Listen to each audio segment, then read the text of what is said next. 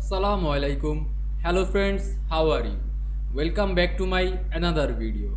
In this video, I am going to show you how to make follower transition in PowerPoint. Let's get started. At first, you have to go to transition menu. Then find follower transition. Here are follower transition. Click it to insert.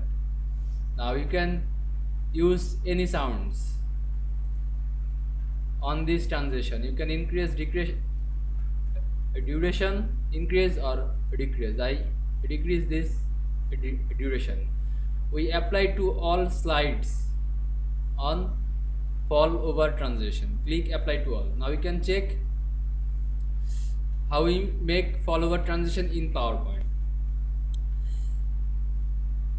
Click slideshow icon to check fall over transition is